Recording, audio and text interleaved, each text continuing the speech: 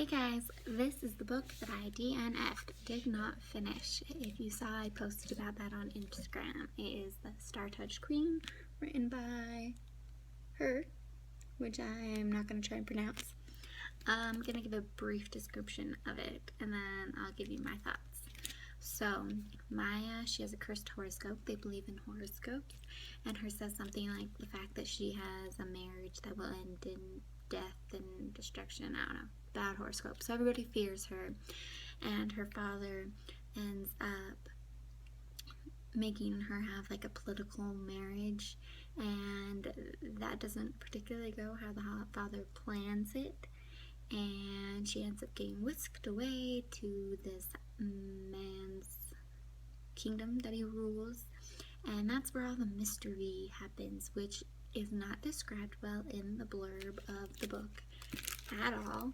I feel like I read that and that was not what the book was about at all.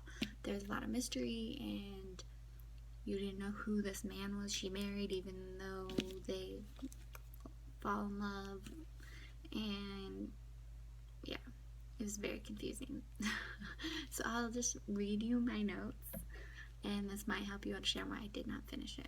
So these are the notes I took on my phone as I was reading. Sometimes I do that, sometimes I don't.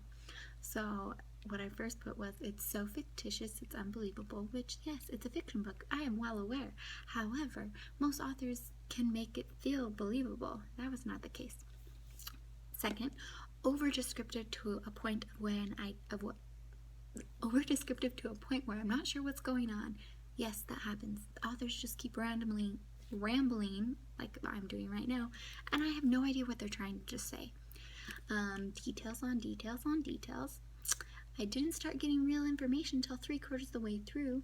I feel like I've been strung along so long. Ooh, yay, finally some info. Boom, wait, no, more mysteries. And this part's interesting.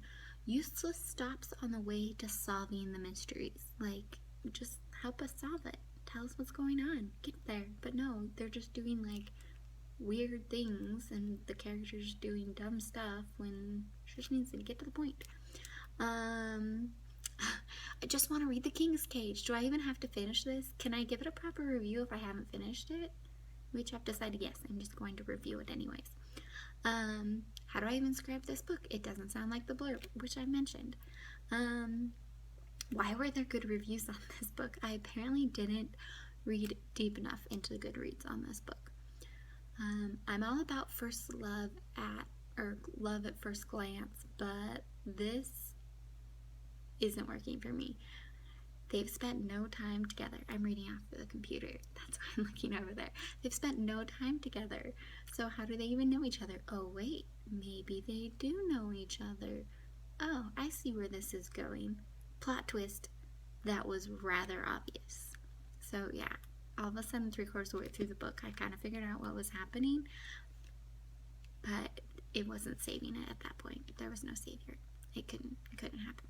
So, didn't like it, didn't finish it.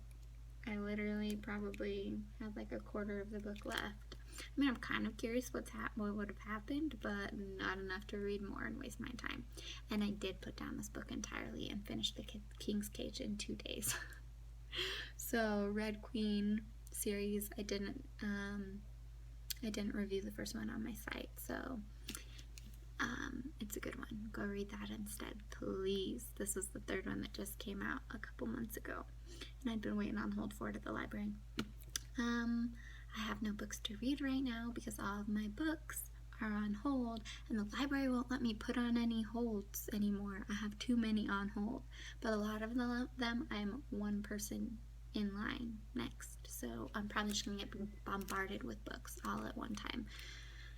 And that's always hard, but I can do it. It's a challenge I will accept. So, until next time, happy reading.